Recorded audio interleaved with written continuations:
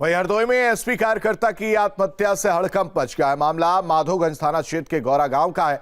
यहां समाजवादी पार्टी की हार से परेशान चल रहे कार्यकर्ता ने खुद को गोली मार दी। आनंद फानन में उसे सीएचसी में भर्ती कराया गया, जहां डॉक्टर ने उसे मृत घोषित कर दिया। फिलहाल पुलिस ने शव को पोस्टमार्टम के लिए भेज दिया है और मामले की जांच में जुट गई है। बताया जा रहा है कि इन्होंने गोली मारकर दाहिने तरफ अपना जीवन लीला समाप्त कर दिया है। बॉडी पोस्टमार्टम को भेज दी गई है, जांच जारी है। वहीं कुंडा से विधायक राजा भैया के करीबी पूर्व सांसद और निर्वतन एमएलसी अक्षय प्रताप सिंह को बड़ा झटका लगा है। फर्जी पते पर रिवॉल्वर लाइसेंस लेने के आरोप में एमएलसी अक्षय प्रताप सिंह उर्फ गोपाल भैया दोषी साबित हो गए हैं। एमपी एमएलए कोर्ट ने एमएलसी अक्षय प्रताप सिंह को दोषी करार दिया और कोर्ट 22 मार्च को सजा सुनाएगा। अक्षय को 22 मार्च को सुबह 10:30 बजे कोर्ट द्वारा तलब किया गया है। दरअसल निवर्तमान एमएलसी अक्षय प्रताप सिंह पर फर्जी एड्रेस पर रिवॉल्वर लाइसेंस लेने का आरोप था। उन्होंने प्रतापगढ़ का पता दिखाकर रिवॉल्वर का लाइसेंस बनवाया था। अपराधियों में कानून का खौफ बढ़ने लगा है। आलम यह है कि अपराधी सरेंडर करने के लिए थाने में हाजिरी लगा रहे हैं। यूपी में कानून व्यवस्था का जोर अपने शबाब पर है। आलम यह है कि अपराधी जान बचाने के लिए थाने की शरण ले रहे हैं। ऐसा हम नहीं कह रहे, बल्कि गोंडा से आई खबर ने इसकी तस्दीक की है। यहाँ हाथ में तख्ती लेकर एक अपहरणकर्ता थाने पहुँच गया और अपनी जान की दुहाई मांगने लगा। साथ ही आत्मसमर्पण करने की पेशकश भी कर डाली। आरोपी एक व्यापारी के अपहरण के मामले में वांछित था, लेकिन यूपी में खाकी के तेवर से डरा हुआ था।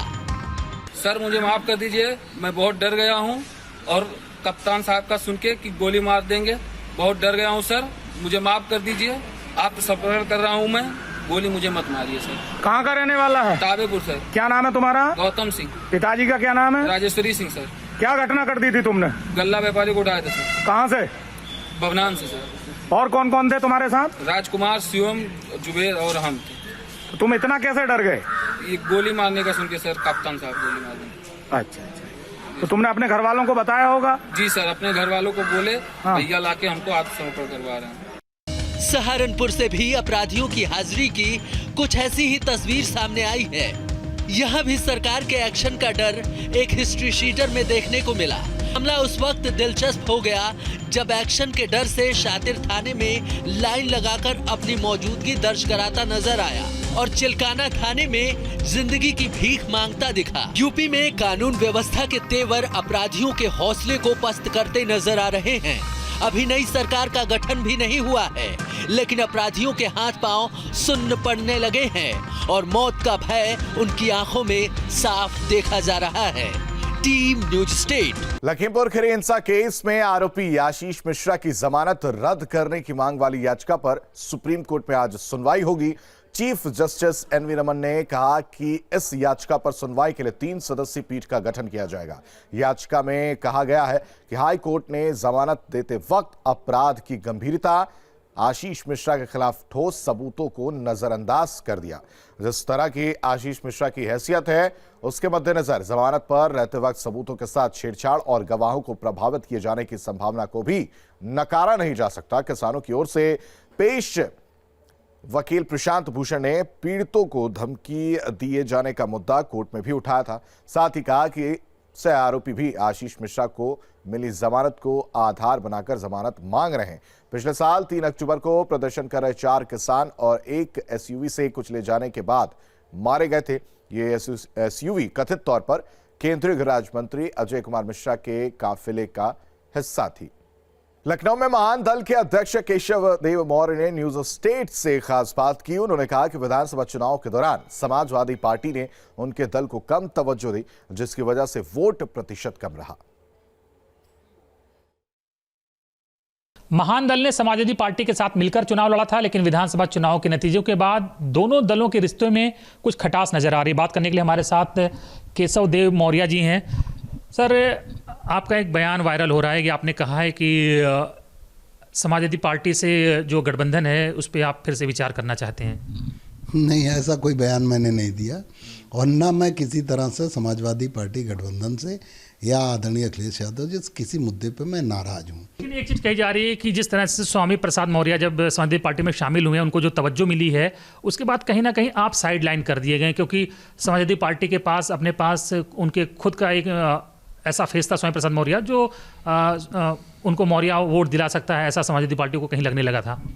नहीं, मैं भी उन्हीं का फेस था, मैं भी समाजवादी पार्टी के लिए काम कर रहा था। लेकिन ये सच है कि मुझे इस बात की तकलीफ ज़रूर है कि महान दल के संगठन का इस्तेमाल जितना होना चाहिए था उतना समाजवादी पार्टी के प्रत्याशियों ने नहीं किया। महान दल के कहीं भी पोस्टर बैनर पे उन्होंने चुनाव में महान दल का जिक्र नहीं किया, झंडे नहीं लगाए। उसी का नतीजा था कि ये वोट जो हमारा शाक्य सैनिक कुशवाहा मौर्य का था, महान दल समर्थकों का वोट था, जो कि महान दल के पास 80% था, वो वोट नहीं हम दिला पाए। क्या लगता है स्वामी प्रसाद मौर्य जब समाजवादी पार्टी में शामिल हुए उसके बाद अनदेखा करना शुरू किया महान दल को समाजवादी पार्टी या अखिलेश यादव ने?